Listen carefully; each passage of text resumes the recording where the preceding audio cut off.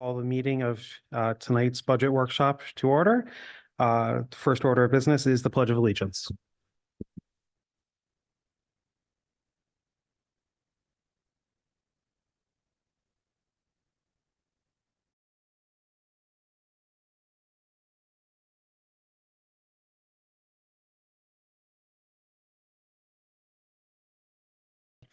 Miss Ide is not feeling well tonight, won't be able to be here.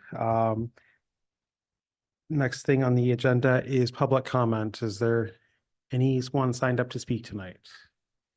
Seeing no public and no one signed up, we will move on to the superintendent's report of our budget. And before I jump up to the podium, I just want to make sure the board is aware that last night, the Wyndham High School girls basketball team, does everyone know? They defeated Stonington 52-38 in the ECC Division II Finals at Mohegan Sun. Anaya Jenkins, Haley Flores, and Zoe Robbins were named to the all-tournament team, with Zoe being named the most outstanding or most valuable player. This is the second tournament title in the last 3 years for the girls basketball team, who are also ECC regular season league champions.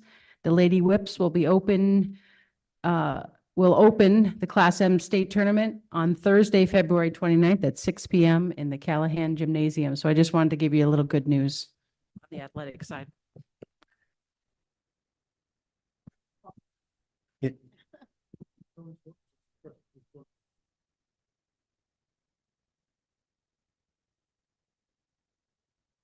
Okay.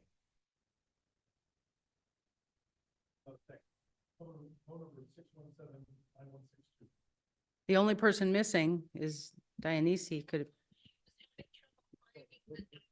Hilda's here. No, we found Elda. Yeah. Okay, we're off to a confusing start, but hopefully we make it make sense throughout this presentation. So tonight is the first workshop where I get a chance to interact with the Board of Ed around the recommended superintendent's budget. Hopefully I help you understand the document and then get any feedback from you, questions, or the need for additional information. So the first slide, and you all have copies of the presentation in front of you, and you also have the screen in front of you, so you can follow along, so you don't have to turn around. Just to bring you up to speed, and I've been sort of filling you in little by little as we work our way up to the development of the budget book. But we held a series of collaborative budget meetings. And what I mean by collaborative is we invited departments and school leadership to those meetings. We identified to all of the school leadership and department leadership what we anticipate being a budget gap as we see the ESSER funds disappear from our access. As a general rule, the leadership at the schools were pretty adamant about believing that the schools still need the same level of staffing that we have covered with the ESSER funds. I don't think that's possible, but we did our best to try to give them what it was they were asking for. And as a general rule, one of the things that continues to come up is there's still concerns around staffing absences, particularly as it relates to that 5-day COVID quarantine. I understand the CDC is going to be releasing that quarantine soon, so I'm not sure that will be an issue for us in the future, which I'm very happy about. From there, we reviewed all the budget lines, the encumbrances and the projections throughout all the departments. We analyzed our class sizes and our caseloads across the district. We analyzed the staffing structures for all of our specialized programs. We even analyzed the number of POs that are processed by each department in school.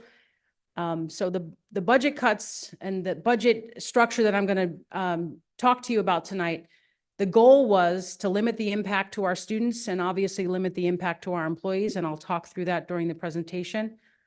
And obviously a lot of what we're talking about tonight is our current understandings. Things do change, and they have, as you know. This is my 5th budget that I presented to the board. All of which have passed, by the way, on the first try. So just want to make sure we put a little, positive energy out in the universe. We know that things change, and they often change between February and May. So we're going ahead with our current understandings, but even later on in the presentation, you'll hear some of the things that may play out for us. So more to come on that. All right, so the budget book that you all received on, I believe it was February 9th, looks a little bit different this year than in years past. First of all, it's slightly smaller, about 20 or 30 pages smaller. That is because we've moved some of that information from previous budget books into our State of the Schools document or our strategic plan document. I actually brought all the copies of our budget books over the last 4 years with me tonight, if anyone wants to take a look back at them. The other change you'll see in this year's budget book is the executive summary only lists 13 categories. Since 22-23, we have combined the textbook, library book, and other supplies line into one. But we were including it as, we would zero it out and include it in the book. This time we didn't include it in the book at all and just left everything combined under supplies. And the next thing that I want you to know, it's not evident in this current version of the book, but it will be evident at the next budget workshop and in the next book that we create, which becomes the Board of Education's recommended budget. The Board of Finance has made a request of us, and even in the email where they make the request, they state that there's no way for them to enforce the request. They're just asking. What they would like to see is the school and central office year-to-year expenses comparison. They would like to see our current spending against the requested spending with the percentage change, and they would like to have any major changes footnoted, and they would like to see a student population analysis and a cost per student by school. We are working on getting all this together so we can present it to you at the next budget workshop. And then with the board's permission, we'll move that information on to the Board of Finance. So I just wanted to let you know that's some of the things that are happening. Any questions so far? Okay, I always like to go backwards a little bit before we move forward. So on the screen or in the next budget slide, you will see sort of a historical perspective in terms of the budget increases that have been adopted and the amount of money that's been moved forward for the school's budget. You'll notice that there's one asterisk there for fiscal year 2024. That's to just remind the board members that last year, our request was a 3.759%, but the Board of Finance came up with, I guess, a special arrangement for us where we could contribute $581,384 less on our healthcare contributions. And in the event that our contributions fell below the claims, the town would pick up the cost. So we're still analyzing how that arrangement works out, but it's one of the things we'll talk more about as well. And right now, under fiscal year 2025, which is next school year, 24-25, the budget book, the recommended budget that I've given to the board members is looking at a 4.531% increase. That number right now is in red because I think we can get it lower than that without too much of an impact on the organization and certainly not an impact on our students and the objectives, the priorities that we've set out to accomplish. So just wanted to give you the history before we move forward. Okay, so some of the cost drivers and considerations, the reason why we are looking at a 4.5 or somewhere lower than that, somewhere in that range, some of the things that are driving the costs of operating our schools. All of our grants, just about all of our grants, are flat funded. So despite the cost of running schools and paying employees and keeping the lights on and all the things that come with that, our grants aren't moving. They are the same amount they've been, with the exception of the Alliance grant, which has an increase this year of $2.5 million. And you can find that in your budget book on pages 9 and 10. We are working really hard to provide more competitive salaries and better benefit packages for all the Windham Public School employees. It's particularly important now that there's a shortage in the teaching field because people can go pretty much anywhere. So it's really important that if we're going to remain competitive and retain our employees, that we're offering more competitive salaries and better benefits. Also want to point out that minimum wage has increased from $15 an hour to $15.69, and we did have employees who fell within that range. And so that's a 4.5% increase for that particular range of employees. And so they have to be paid what the minimum wage, at least what the minimum wage is offering. We have increased special education needs and costs, which we'll talk more about tonight. Obviously, everyone knows it costs a little bit more to do just about anything these days. whether that be utilities, supplies and services, HVAC. We also knew that it would cost us more to run Wyndham High School once it was renovated. Obviously, it's a climate controlled building. It has a different heating system, so it's costing us more, but when you look around, you understand it's an investment. We have increases for 24-25 in our liability insurance, our contracted services and transportation. And we did not receive the before and after school grant for our elementary schools, which represents about $160,000. And I've included there on the slide just some basic information about inflation and how things are costing more for the same thing. You know, the same kinds of services are costing more than they have. And I think everyone at the table is aware of that at this point. Any questions so far? Yes. My question is the after-school grant for the elementary school after-school grant that we didn't get. So it's zero. Will we still be able to have it? Yeah, we're working on trying to make sure that we can fund it for what we might have been relying on this year, and that we have a plan in place for next year. We did receive the grant for the middle level, but just not the elementary school, where we know is probably needed more so than the middle level. So, but it is part of our cost driver. We weren't anticipating having to come up with that money. We're working on a plan, though. Any other questions so far? Okay, in terms of the increased special education costs, just want to let the board know that we have received a total of 36 new students to the district this year, all with IEPs, 13 of which require specialized support. So whether that's them being placed into one of our specialized programs or potentially needing a one-on-one paraprofessional, that is a cost that we obviously weren't anticipating last year. And obviously we're obligated to provide services to anyone who's a resident of our town. So we're working hard on that. One of the things that's being discussed at the state level right now is the excess cost formula. And excess cost is the difference that the state is supposed to kick in when a school district has paid out a certain, has reached a certain threshold in paying out for special education services. It has not been fully funded since they brought up this excess cost formula. So they're trying to see what they can do to help us sort of close that gap a little bit. They told superintendents last week that we should see a potential for a new grant that could offset some of those costs in EGMS, our electronic grants management system. So we're waiting to see that, but it's another piece that could impact what we need to function in 24-25. But we have very real needs in Wyndham and a particularly high percentage of students who require specialized supports at this point. In terms of the increased utility costs, we provided a look at where we were fiscal year 23 and where we are to date right now. And you'll see there's an increase, $268,000 increase in utilities.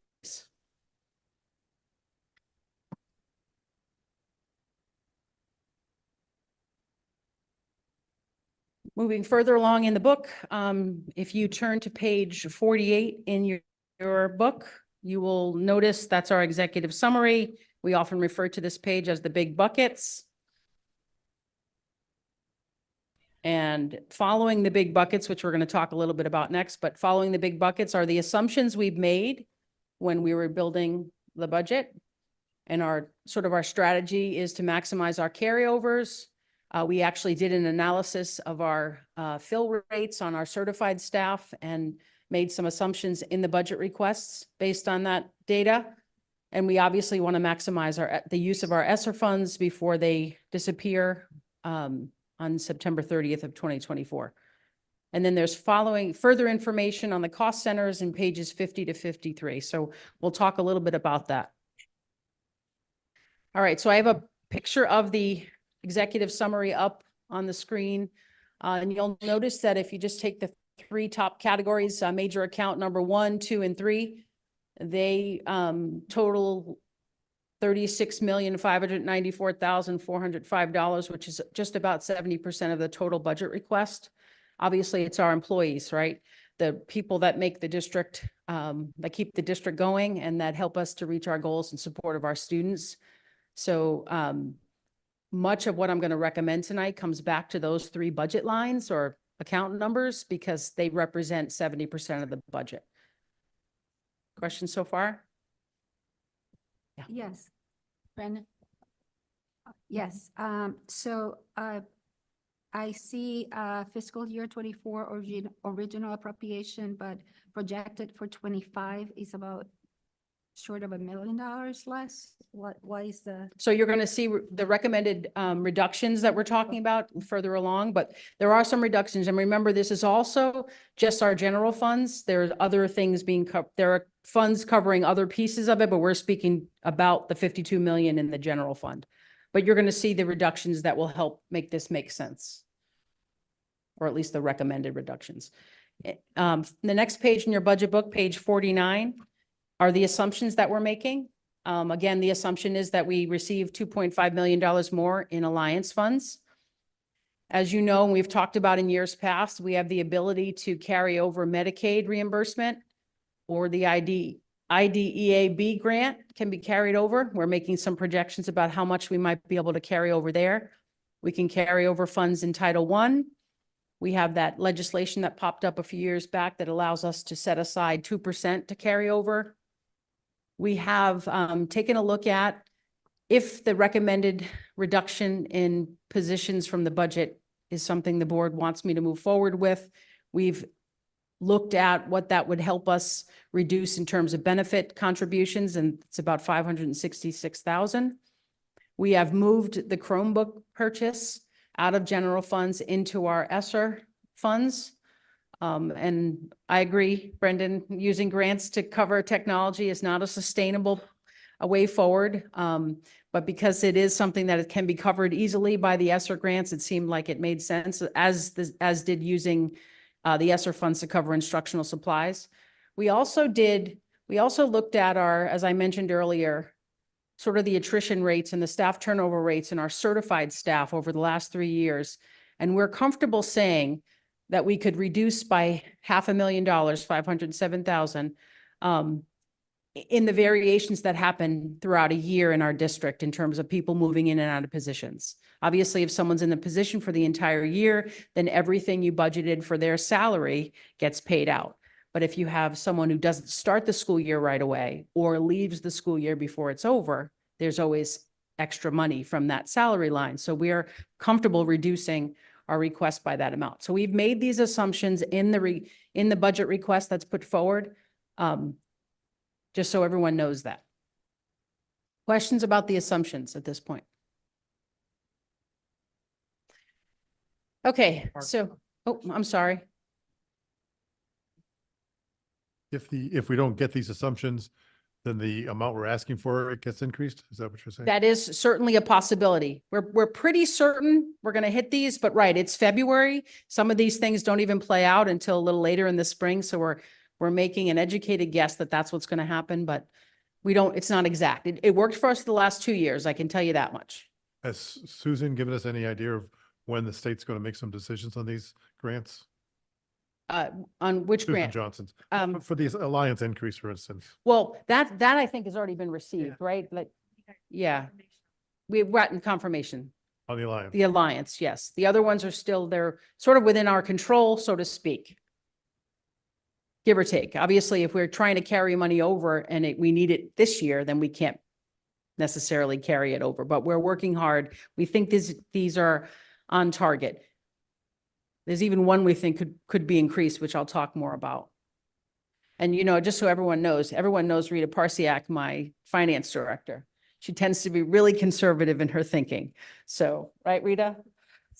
So if Rita tells me, you know, it might save you $150,000, then I say it's probably more like 210,000. We've learned each other. So she's very conservative, which is good. It's always nice to have a finance director that's very conservative. You're never going to go and overspend, that's for sure. All right, so assumptions assumed.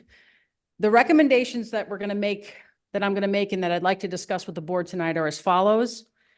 We're going to reduce the staffing structure to match the enrollment declines, and we'll talk a little bit about that.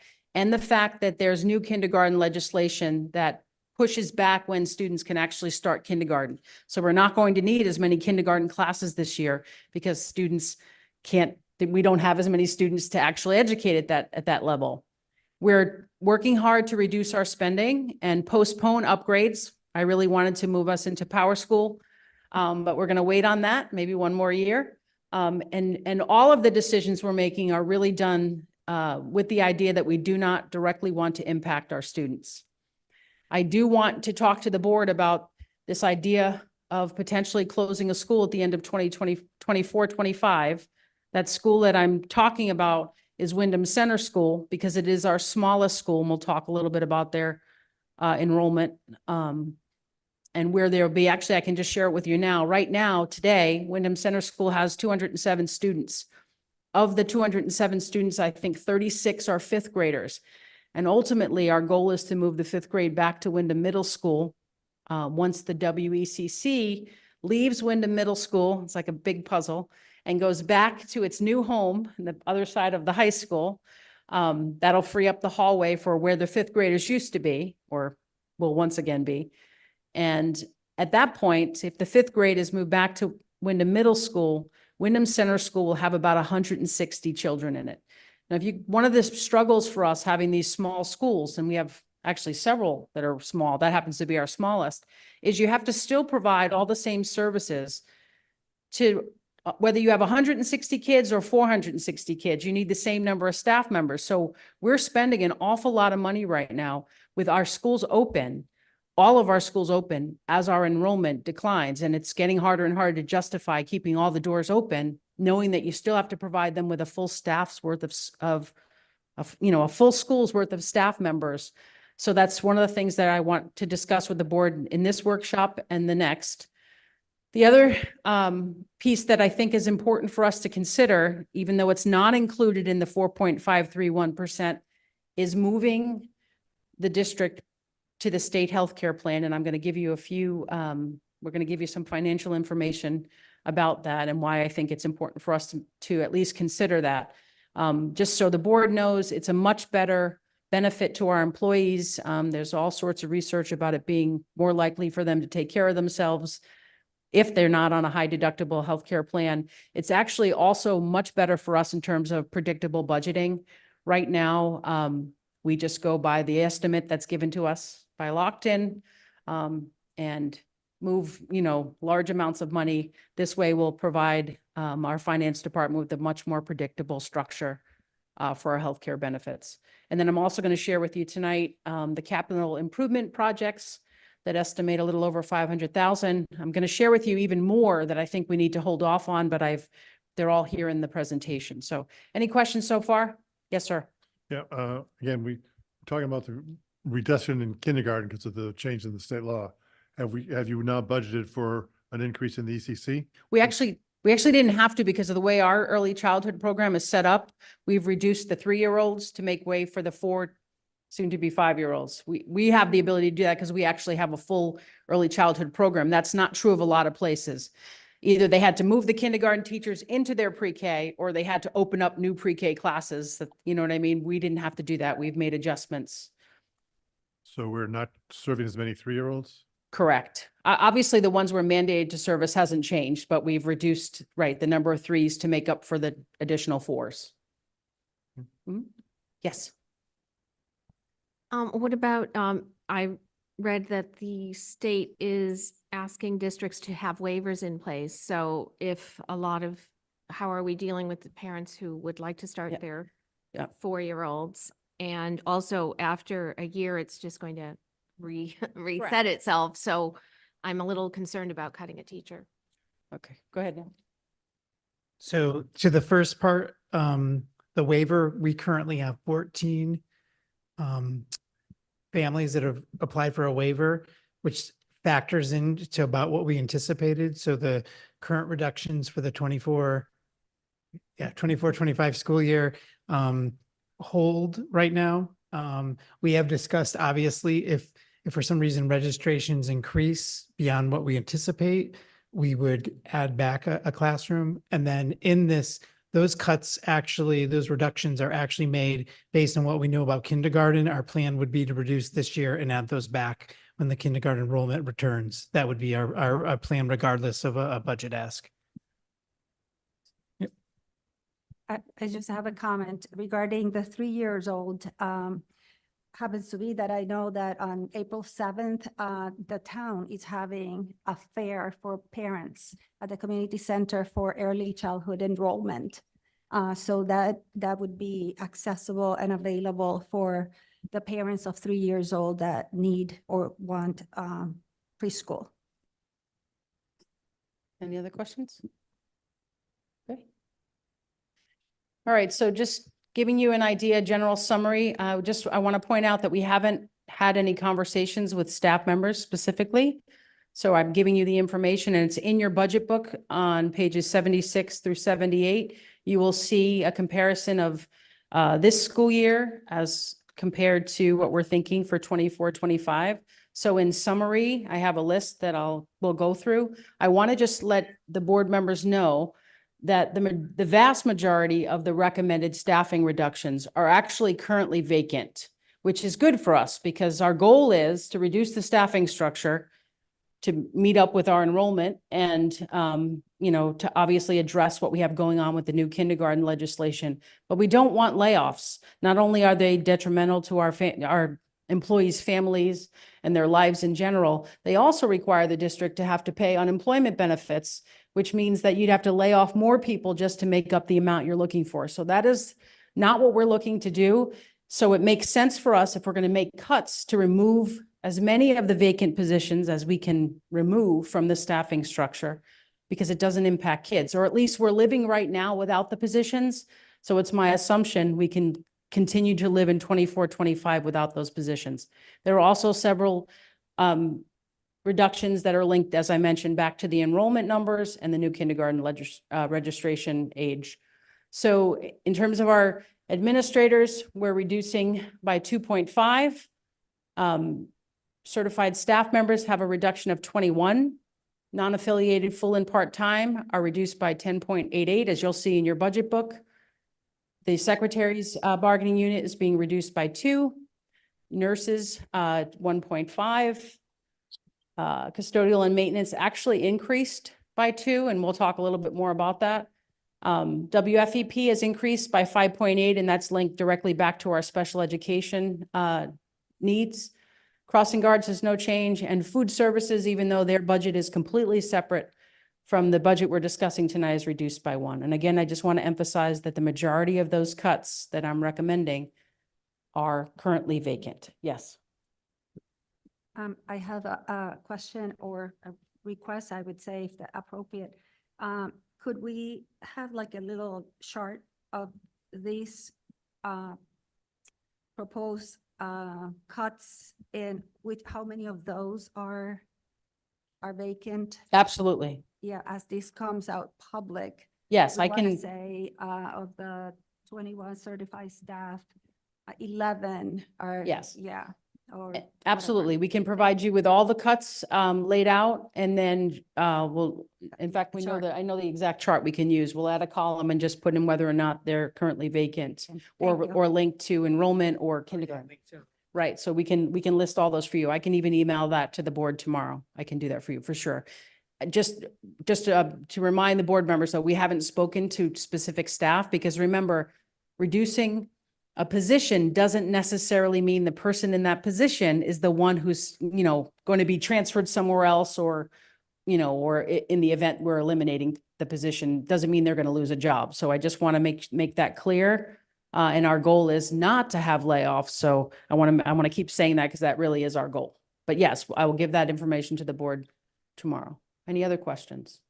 I guess the big thing I want you to take away from this slide is we've made some pretty significant reductions in staff, and we're still looking at a 4.5% increase to keep the doors open. That's why I need us to be thinking about how do we make some decisions moving forward that make our budgeting more sustainable, which is why I'm saying, let's think about the state healthcare plan because it'll be cheaper for us in the long run. Let's think about, can we actually close a school at the end of 24-25? Because with this many staffing reductions and still the need to have the town pass a 4.5, I'm trying to get it lower, but a budget that's, high 3s, it means that something isn't exactly right for us. We're not at the right size to move forward in a sustainable way. it's costing us too much money to keep the doors open and try to meet our goals. So we have to be a little more strategic about this if we're going to be able to keep things going in the right direction. So here's the information I wanted to share with the board on the finances. Rita was able to speak to someone, the state healthcare plan, and they basically told her that the increase for the state healthcare plan is going to be anywhere between 3 and 5%. So Rita, being my conservative finance director, gave you the figure. If it were 5%, it might be less than that. But if it were a 5% increase, then we're looking at $320,869 is the difference between what it would take us to move from the high deductible healthcare plan that is always figured out by locked in into the state healthcare. So that's a very minimal amount. If you remember last year when we were exploring this, it was something like a $2.2 million increase. Now we're looking at 320,000, and it's quite possible it's less than that if the increase on the state side is 3 or 4%. So I want us to be thinking about this. Again, that increase, that 320,000 is not figured into the budget request. So we're working on whether or not we can figure out how to spend less or maybe not do something we were planning to do to get at that, because I think there's going to be long-range benefits for our employees and for the district's financial health. So just want you to be thinking about that. Here are some of the things that have already popped up since I sent off the budget book to you on February 9th. We learned almost the day that I sent the budget book out to printing, we learned that there is a new grant opportunity that we're pretty sure we're going to be able to take advantage of. That represents about $116,000. We are, as I mentioned in our finance and audit meeting last week, we are still working on the Barrows tuition carryover. And with that comes access to this magnet school grant that we have not received before. It normally goes through EastCon, and we're now taking back all the pieces of Barrows in-house. So that gives us access. Rita's conservative estimate is 150K. I think it might be a little more, but I put 150 on the slide. We think there may be the possibility that we can increase our Medicaid reimbursement carryover by 100,000. We're working on that. We're waiting to hear back from the state on that possibility of increasing our excess costs. We are strategically not filling positions that become vacant between now and June, because that will allow us to potentially have those carryovers and maybe a little more. I'm really interested, and I asked the town for a printout of where we were in terms of our healthcare contributions. They had the latest printout they provided for me was the end of November, and we are pretty close to being on track in terms of, I think we're about, the school system was about $35,000 under, which 35,000 in an organization as large as ours is a very small amount of money. But I'm wondering how much of that deal that they made for us, where they told us we could pay less, and if our claims exceeded our contributions, the town would cover us. I think that's a really important piece of this strategy, because we could either use that strategy again or potentially reduce our contributions in general. So the arrangement they made for us last year, I think, is going to help us moving forward. And then obviously, as time passes, the more our projected expenditures become actual expenses, we know if there's any money left over anywhere. So just the red items on the screen, the 3 red items that I have there, that automatically takes the 4.5% increase down to a 3.8 if just those 3 things come true and nothing else up there is utilized. So I am comfortable. I think I can get the budget into the 3s like it was last year. And I'm hoping by the next budget workshop, I have some finalized responses on some of these things, but I am comfortable thinking that I can get us into the 3s without too much more than what I've shown you. Questions so far?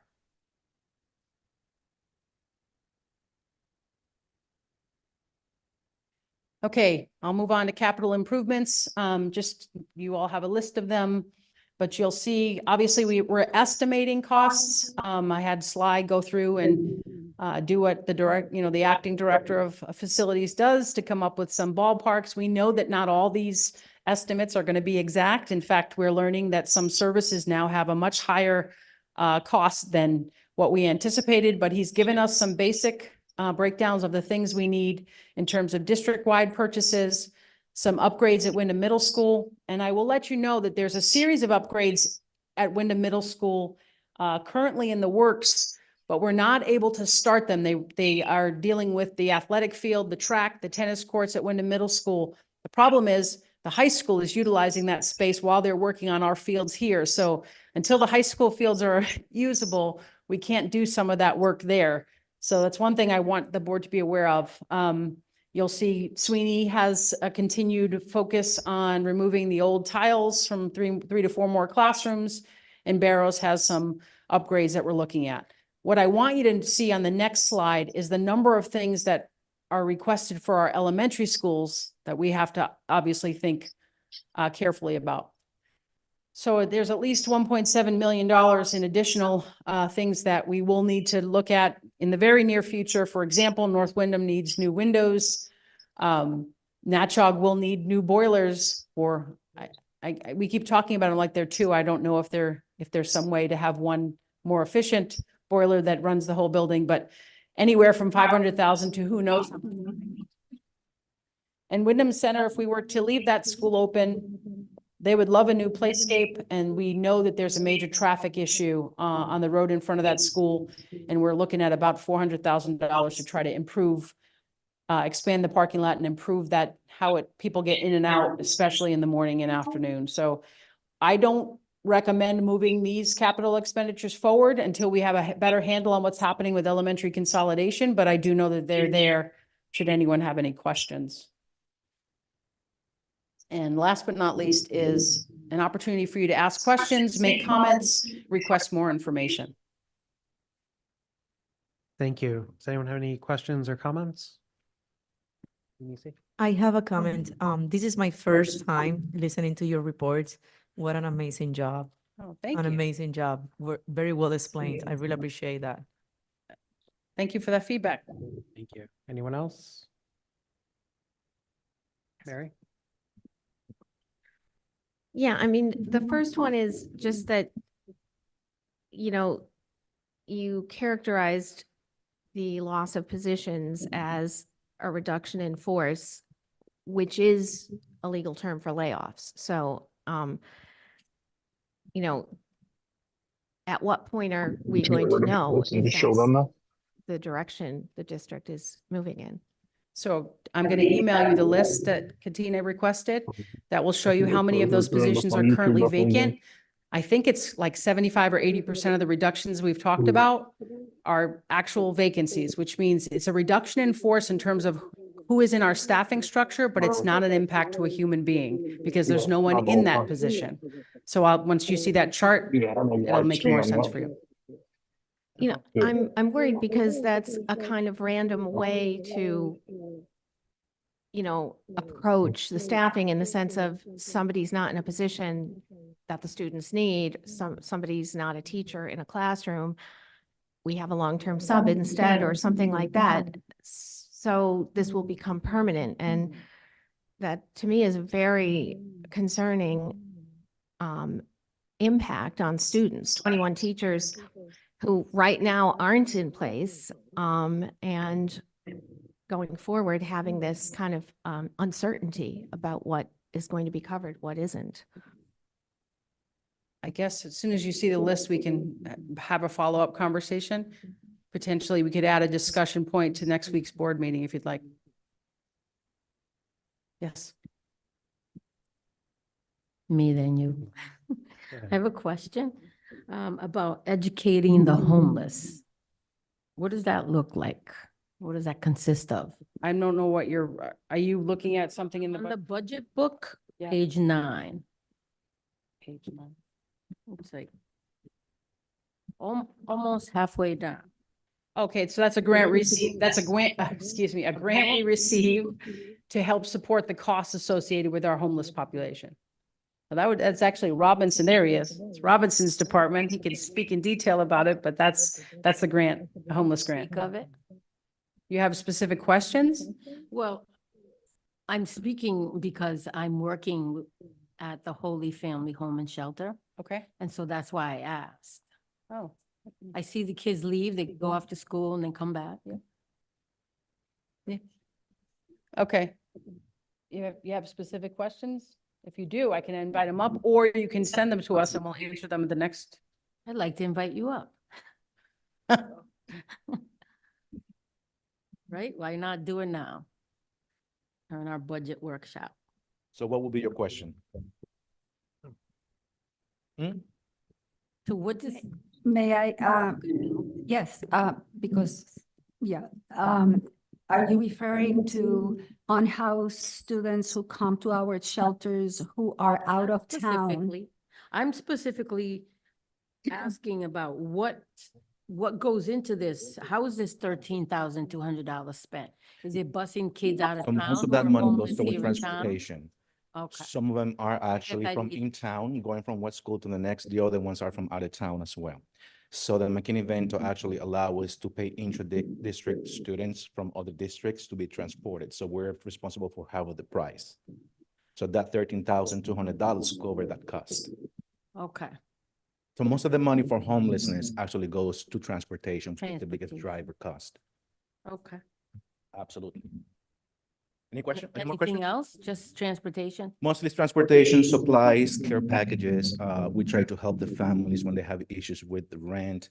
We hire an outside Ooh, rent, you agency. do? We hire an outside agency to help us actually advocate for the family. So Can we that talk money about that goes to. later? Absolutely. Thank you. You're welcome. Get some homework there. Thank you, sir. Any other questions, comments, thoughts? Robinson, Oh. before you sit down there, just for clarification, when you talk about transportation, as I understand the law, if a family becomes homeless and they're placed in Coventry, but we are the original home district, but then we transport the child from Coventry to Wyndham. That is correct. Then they don't necessarily have to come, but if they want to, we have to It's, transport. it's the parents' choice always to pick and choose what district they want to keep. Depends the on where kid. where the family is located. Correct. That's what I Correct. understood. Okay. Thank you. I have a question, the second part of that. Because Okay. I thought that if somebody comes from, say, Thompson and they end up here, doesn't Thompson School have to pay for it? No, well, yes and no. Like if they have to, because their parents want them to stay in Thompson. Yes and no. If School. they want to keep the student at Thompson, is their right. Thompson pays for a portion of the transportation. Wyndham is responsible for the other half. Okay. So thought they there's paid 100. there's an accord across the whole state about the McKinney-Vento and who pays what.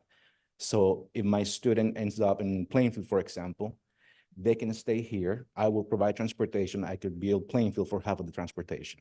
They're not mandated to pay, but it's an agreement that we have upon ourselves. Okay, thank you. You're welcome. Thank you. Anyone else?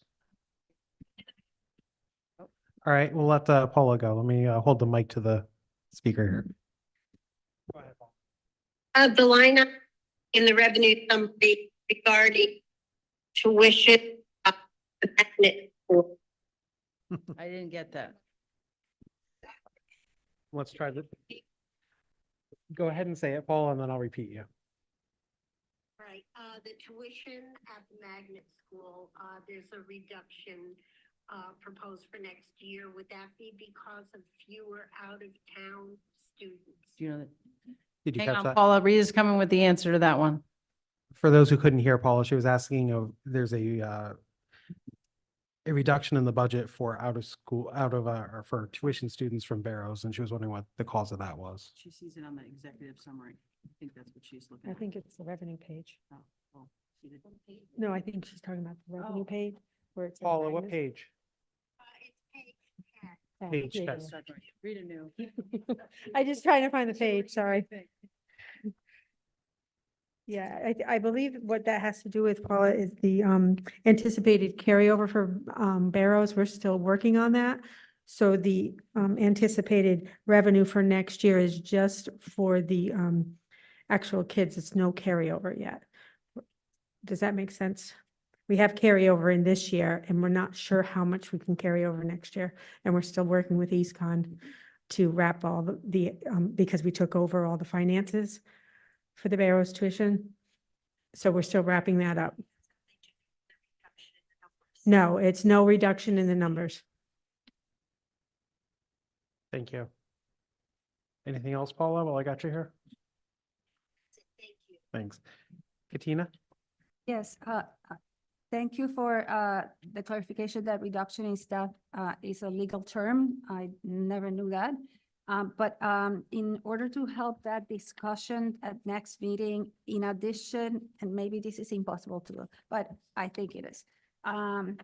In addition to telling us which positions are vacant of the number of reductions, could it be at all possible to have another column that shows what school or for what Well, the, educational content are those, and who's covering them? You know what I mean? So that we have a clear understanding on the impact of the, let's say, of the 21, 10 are vacant or 11, so the other ones are, with people. Could we have a better understanding on what school those are happening by grade or, and what is needed to support those, or because of maybe registration or population going down, they will be empty anyways, or, reduced? yes, so like, Okay, so for that- example, That way we can see a broader picture and look at the implications. yes, as long as you're not asking for specific staff members, No. because I'm we won't just discuss specific- staff, but yes, so it might say, Mhm. great, I'm totally making this up right now, but grade 2, Wyndham Center School, we're combining a classroom of 10 and 9 and making a classroom of 19. Yeah, And we something like reduced by that. 1 So staff that, member. that we reduce the perception of layoffs Yes, and reduce the perception of collapsing as a school system, because we always. yeah, so go we're through that. definitely not collapsing. In fact, Yes. I'm just going to let you know, Yes. I think the district is in the best shape it's been in terms of our understanding of the budget, pretty deep understanding of the budget, our relationship with the Board of Finance, communication that's happening between the town and the school system, and understanding that we're looking at student-centered, sustainable, and transparent budgeting. It's something I've been working on.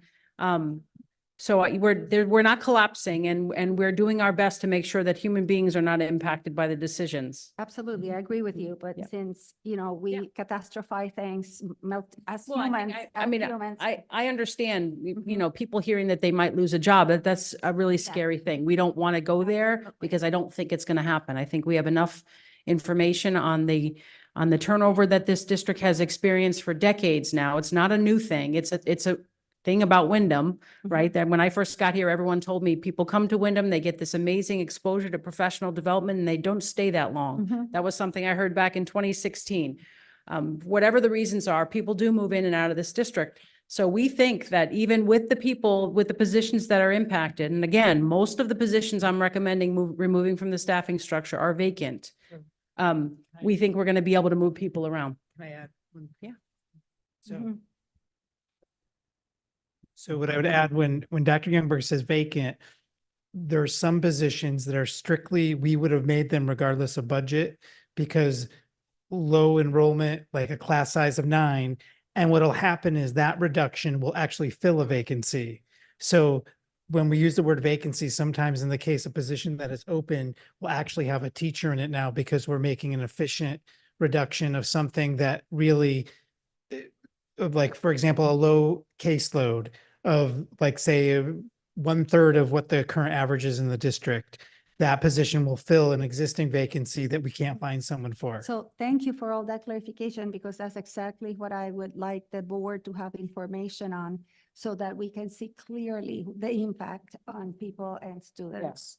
And if I may, and then regarding going back to the Board of Finance request, Yes. which was on, I don't know, when we started. Yeah. Yeah, I think it's I would agree on doing this because we have asked for transparency and communication. Mhm. So the clearer we are, the better. And so I would support that as a recommendation to be done. Thank you for listening. Thanks, Katina. Thank you. I just wanted to put on with the reduction in staff. From what I've seen in my many years working in the district, like the number of reductions that I see there is far fewer than the number of people that turn over in the average summer. So I highly, highly doubt we would end up with any actual layoffs. That's the People, goal. people may move around positions Mhm. to fill the holes as the students need, but I highly doubt we would actually see any layoffs. Thanks. Mark? Mark? Yeah, well, observation and a question that in terms of the staff turnover, I think we tend to lose sight of the fact that just on a national average, I think it's 50% of the teachers leave the profession within the first 3 years. So it's Yes. not just Wyndham that has a high turnover, it's just the profession has a high turnover. That, Absolutely. So- And particularly in a district like ours, we're an alliance district, right? A district that struggles with the challenges related to poverty.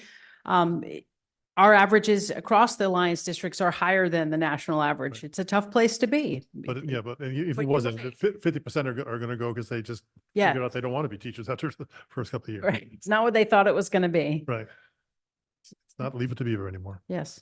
And in terms of the capital improvements, we don't have a capital improvements budget.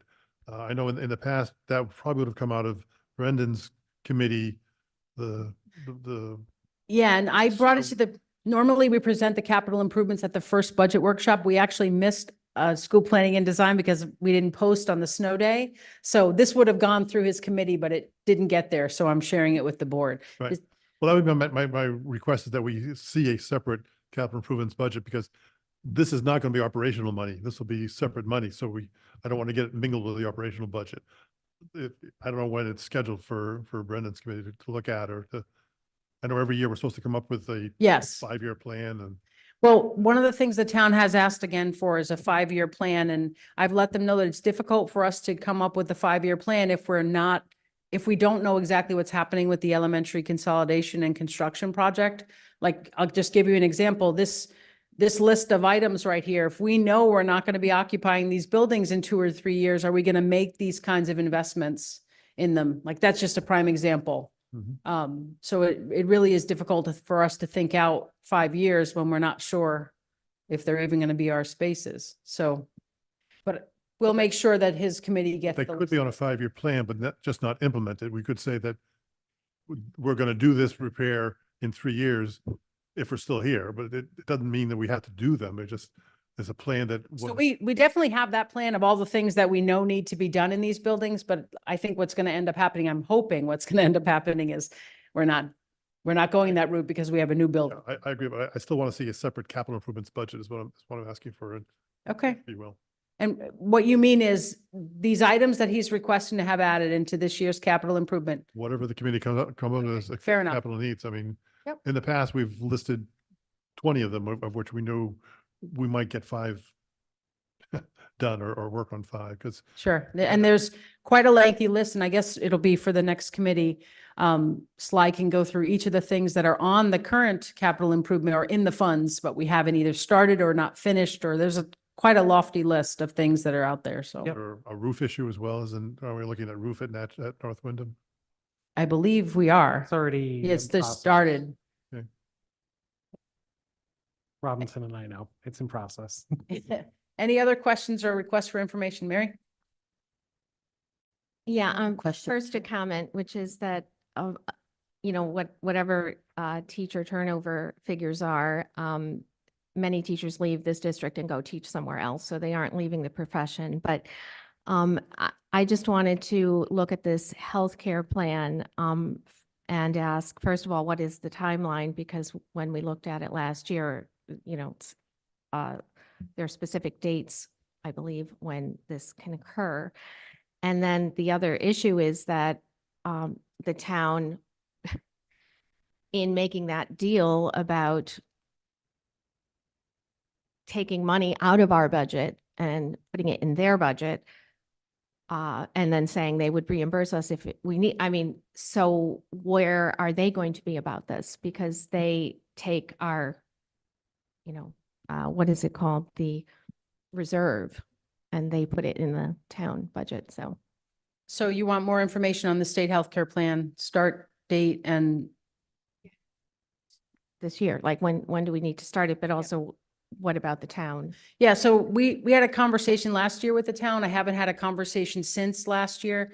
Town manager Jim Rivers shared with us that He obviously understands why the school district would be looking at the state healthcare plan, understands that we might need to leave the current arrangement, understands that it's a better benefit for our employees, more cost effective and more predictable in budgeting. So he was on board to letting us do it last year, or not letting us, but being okay with the decision if the Board of Ed decided we were going that route. We just couldn't afford it last year. 2.2 million was just too far of a jump for us to make in 1 year. But I think it's a little more affordable now. I think it's something we should be considering, but I'll definitely get you more information on that. I have a question. Mhm. I think this is more for someone who's looking at this book for the first time. Like at the top of each page, it says C for consumer, D for other districts, F for federal, L for local, and S for state. Does that mean those are the people who are paying for these grants, or? That's where they're coming from. Yeah. So what does consumer mean? She said it's a private grant. Oh, okay.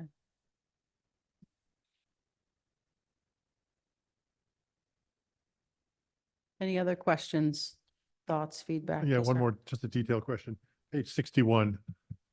Why do we have teachers not assigned to their schools? I mean, I see they are assigned to a school, but they're over here, they seem to be they're not listed with the other teachers.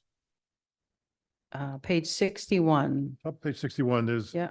Natchog, Burroughs, Wyndham Center, Sweeney, all appear to be special ed teachers. But unlike there are other special ed teachers that are within, if you go back to page 60, that are listed with their schools. But these are somehow separate. I'm not sure why. I'm not sure either. Rita?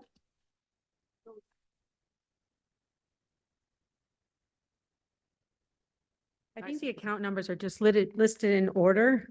So it's the way the account structure is, Mark, that, But like he's saying, so when he looks here, he sees an entire school's worth of staff and then. right, because that's like regular ed. It depends on what the function is, which is in the middle of the account number, The type of the position. type of position. So we have bilingual, we have special ed, we have all different types of teachers, regular ed, special ed, bilingual, support, And it's set up by account number, I see. so it's listed by account. Okay. We Let me could give just them a see here. breakdown, show them what that. Yeah, because if you look at the page 56, 55. yeah. or I'm sorry, yeah, 55 and 56, that explains our chart of accounts. Right, I did. Yeah, it's depending on their function, whether they're psychological services, health services, it could be a different type of teacher. Instruction is 1,000, special ed is 1,200, just to name the first couple. Right, as I looked at it, the Natchog, the Burroughs, the Wyndham Center, and the Sweeney were all special ed teachers, or special ed. The 200 series are special ed, Correct. but they're not listed with the school as special ed. We have other teachers that are listed with their school that are also special ed.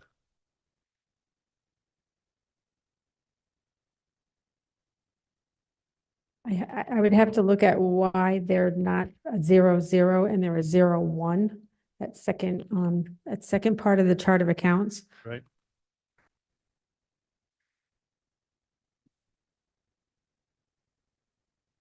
The department and location, yeah, I'd have to look at that, Mark, but it is by account. So because that has a 0, in it, that's why they came last and they weren't listed with the original special ed. But they are separate accounts. Because 01 is according to your list on 56 is sped. I assume it's special education. And 00 is Board of Ed. Yeah, the unfortunate thing is these accounts are 10 years old, some of them. So some of them did have the 01 for special ed and some of them had the 00. I haven't had the chance to combine them, but I understand your question of why they're not Because together. that would affect by looking at a particular school's expenses if we're pulling some teachers out. And that's why I'm asking about that. I can get you a further breakdown of those accounts. So I'm looking at Sweeney, we've got 277,000. That's a lot of bodies. Well, Sweeney houses our district autism program, so there are a lot of bodies in that Well, particular again, but when I'm program. looking at the cost of running Sweeney, do I look at that cost with Sweeney or is that an administrative, a district cost?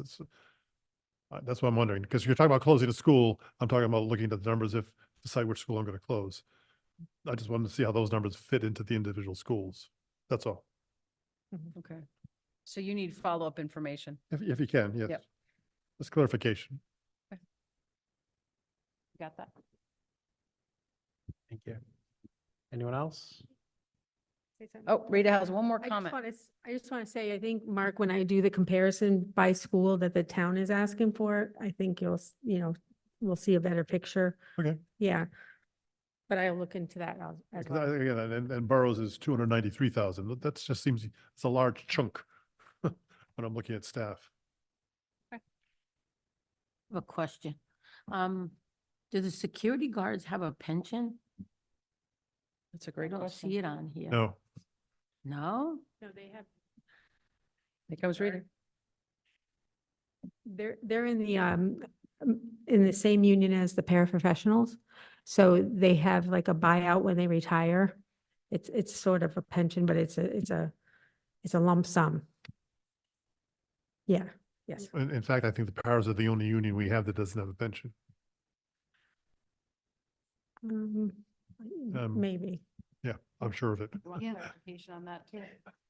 I don't need it because I've negotiated the contract, so. Yeah, they have buyouts when they retire as far as their sick time. The administration And their is lump the- sum, Yeah, but they don't have a pension plan. right. Which means they get social security at security age, which teachers don't. They Right, have- because you yeah, pay into the TRB. Because we pay to the teacher retirement board. Thank you. Anyone else? Well, thank you very much for all of that. If any board members have any other questions, please be sure to email them to Dr. Youngberg. Absolutely. And if there's nothing else, I'll entertain a motion to adjourn at 8:05. Thanks, everybody. We move. Thank you.